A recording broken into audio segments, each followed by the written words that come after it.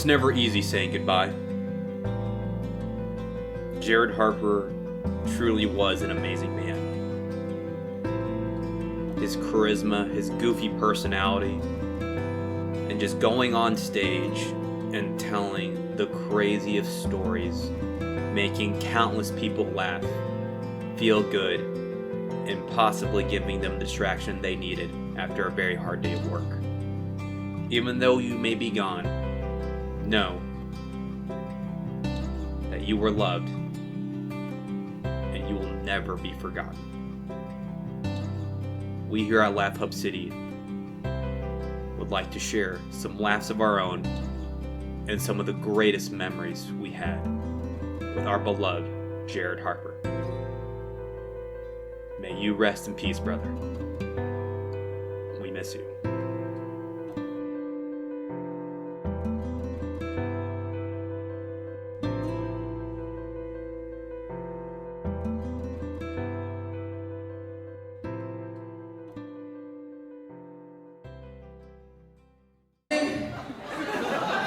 That shit happens to me a little bit too often because, honestly, my family are a bunch of animals. They really are. Like, most of the Latinas in my family are like grizzly bears because they're brown and I'm terrified to get near them. All the white people in my family are like cute little puppy dogs. Turns out no one gives a fuck about them until they go missing. Man, Jerrod Harper was freaking hilarious. Like, the guy was batshit insane. All of his stories were basically true events. And with that being said, my favorite memory of Jerrod was when he showed up to Cafe J one time with no shoes. He's about 2 minutes into his set. He reminds the crowd, "I ain't wearing no shoes." Thought it was a bit. Nope, just decided he wasn't gonna wear shoes that day. Yeah, the guy was absolutely hilarious. His stories were bonkers. He was hell of a bartender. Guy just knew his people. Knew a lot of good people. But we're gonna miss you, mate. Rest in power. We miss you. Does anyone have a name here that, like, oh, you got named by your parents and instantly you changed it as soon as you could? No acid trip babies out here. No moon trances. No sunshines. No one named Skinner because that's where they were conceived at. You know? I mean, the biggest example I can think of that, and for like the worst names ever, is Vanilla Ice's kids. It's got a daughter named Dusty Rain and Keely Breeze. I'm like, man, Vanilla, you really painted them into a corner of a room of a stage with a pole where there's a lot of accessible dollar bills. I mean, I don't know, Dusty Rain's not doing my taxes anytime soon. Come on. One of the best things about Jerrod Harper was like he never knew he was gonna come with and stuff, but it was always about his personal life. And so probably one of the better experiences I had was when he showed up with no shoes at one of our open mics. And so you knew it was gonna be a great story, whatever it was gonna be.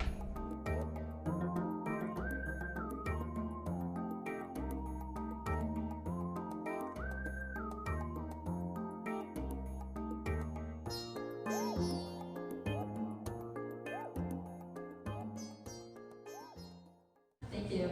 Yeah, you guys, my name is Selena, but my dildo's name is Ruth Vibrator Ginsburg. And I know I look like Dora went off to college. She started exploring her sexuality and the menu at Taco Bell. But I've made a couple New Year's resolutions this year, and I always make the same ones every year, and that's not to get any taller and not to sleep with men. And I've kept both of those since 2008.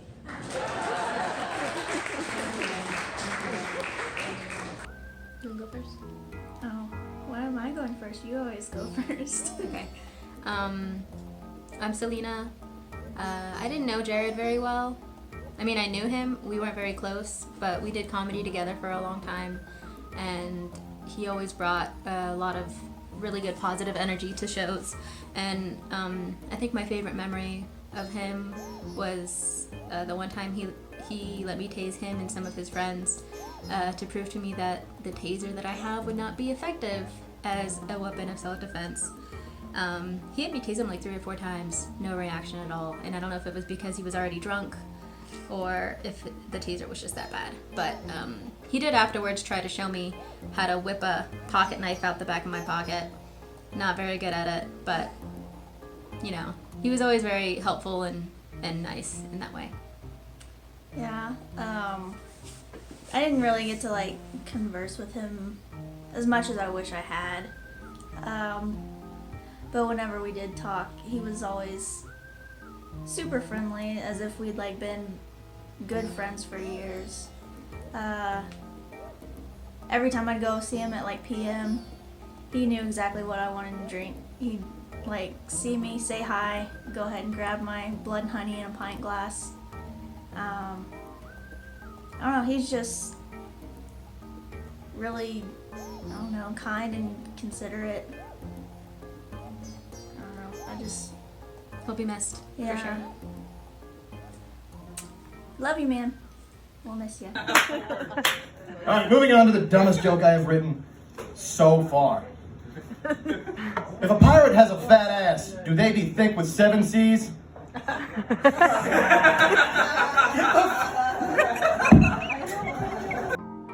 Tuesday night, Cafe J, Art Bar.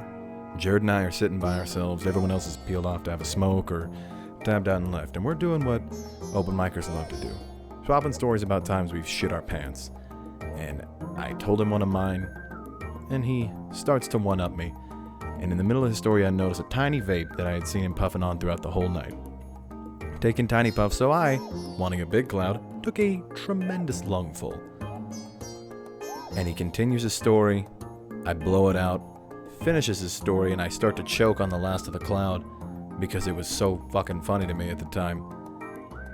And he goes, "Oh hey man, you know that's weed, right?" I'm like, "Really?" He's like, "Yeah, that's about like an ounce worth of weed in that whole cartridge. Are you gonna be okay?" Now he didn't mention this earlier because he was in the middle of telling me this story. I told him my shit story, and he goes, "I can one-up that." And I was like, "What happened? Did you shit your favorite pants?" He goes, No, I shit my favorite store. United. He was wearing board shorts with no underwear. He felt a great fart coming. And he says, "Well, I leaned on one leg, like really trying to cock that cheek up. And it just fell out of me. Landed right next to my flip-flop. And I left the fucking store.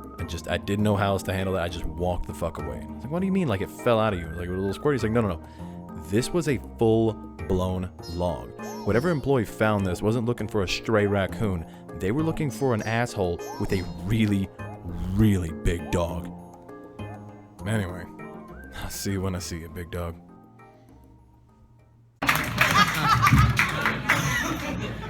The first time I saw Chrissy, I was like, man, this chick has been doing this for a minute, you know?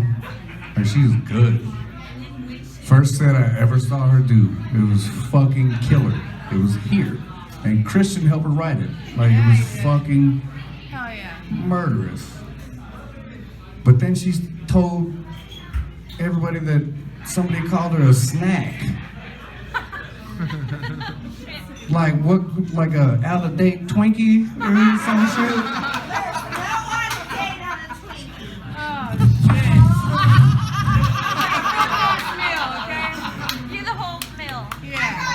Hey, you've been awesome, man. I hope you keep doing this. Like, you have to keep doing this. Yeah. Like, you really do. Yeah. You big, tall, Amazon-looking bitch. Like,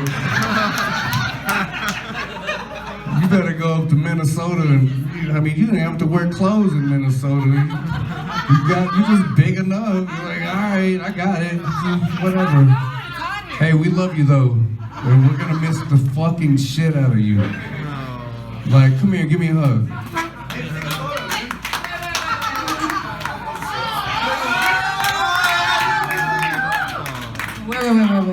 Wait.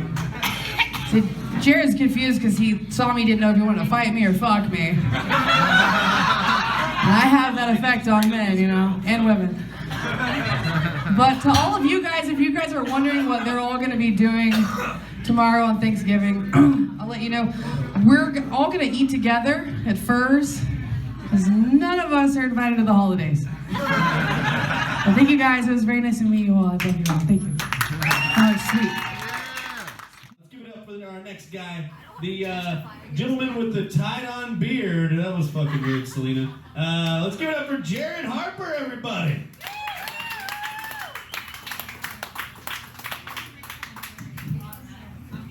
I've been really trying to work on like my confidence. Get this the fuck off. Or with my bald head, you know? I really have. And apparently, it's not a bad bald head, right? It looks good. It looks great. So 3 of you?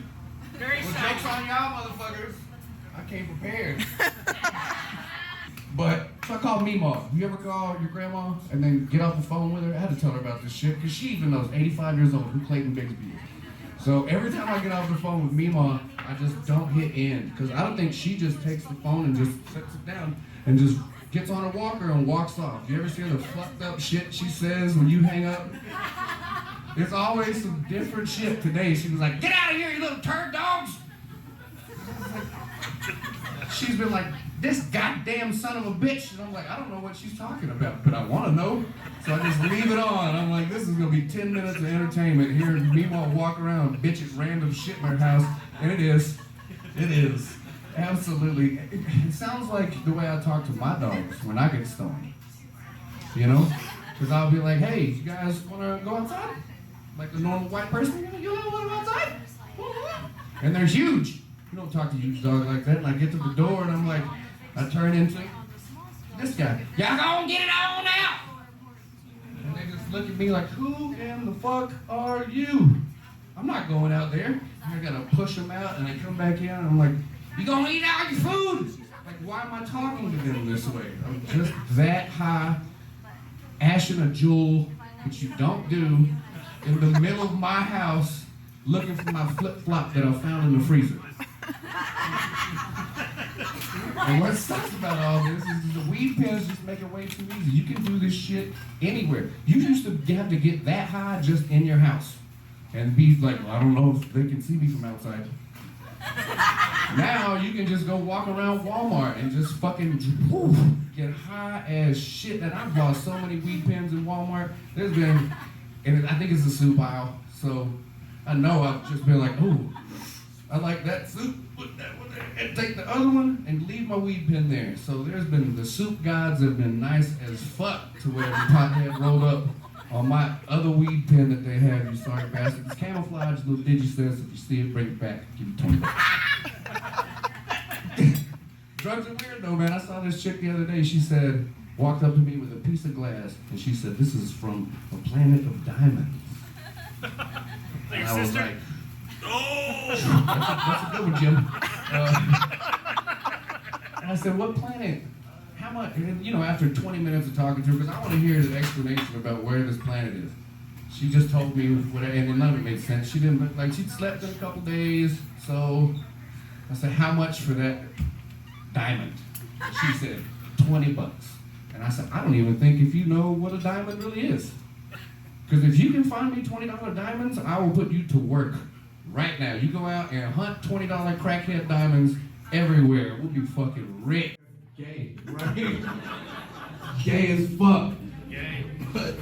So last week I might have struck a nerve with some people, maybe my ex-girlfriend, and she unfriended me. Her mom deleted me, and then she texted me and said I crossed the line. I might have not, should have called her a lying asshole. But I don't have my thesaurus here. I bet there's some kind of derivative though that you could use to describe her without saying lying asshole. Deceptive cortisone. So I've been having to take baths now. Like, she just moved out, I'm having to take baths. She took the shower rod and the rings, and she left me with the curtain and the liner, like I'm just supposed to fucking hold it up, take a shower, and not let it get all over the place. And you know what, the worst part, I don't mind taking baths. Baths are cool, except for my dogs. And they come in and they like lay their head on the bathtub and look at me. I don't know what they're thinking, but I think it's probably like, "You're a fag." What are you gonna use, a bath bomb or something next? And if you haven't used bath bombs, fuck you, then cool.